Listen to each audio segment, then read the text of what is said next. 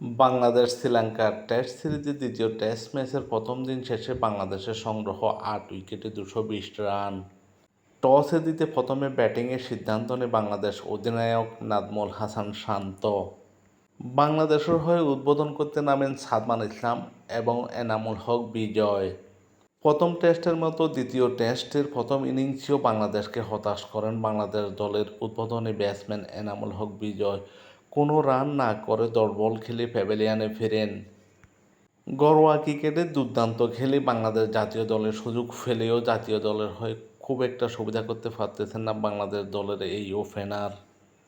বাংলাদেশ দলের অপর উদ্বোধনী ব্যাটসম্যান সাদমান ইসলাম এই ইনিংসেও দুর্দান্ত ব্যাটিং করেন। ৯৩ বল খেলে ৪৬ রান করেন। ৬০টি ছাড় ছিল তার ৪৬ রানের ইনিংসে। টেস্টে বাংলাদেশের সবচেয়ে সফল ব্যাটসম্যান বলা হয় মমিনুল হককে। মমিনুল হক এই ম্যাচে খুব একটা সুবিধা করতে পারেননি। ৩৯ বল খেলে ২১ রান করে আউট হন। ৩টি ছাড় ছিল তার ২১ রানের ইনিংসে। প্রথম টেস্টে বাংলাদেশের হয়ে দুটো সেঞ্চুরি করা ক্যাপ্টেন নাজমুল হাসান শান্ত এই ম্যাচে খুব একটা সুবিধা করতে পারেননি। ৩১ বল খেলে মাত্র ৮ রান করে আউট হন। এছাড়া বাংলাদেশের নির্ভরযোগ্য ব্যাটসম্যান মুশফিকুর রহিম এই ম্যাচে ৭৫ বল খেলে ৩৫ রান করেন।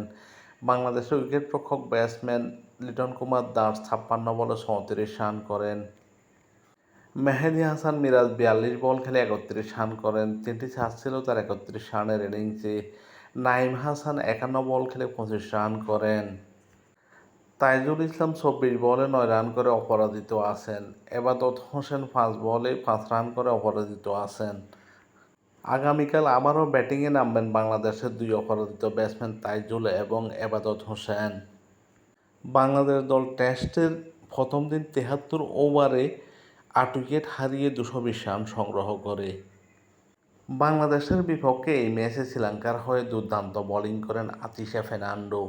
১৪ ওভার বোলিং করে ২ মেডেন দিয়ে ৪৩ রান দিয়ে ২ উইকেট নেন।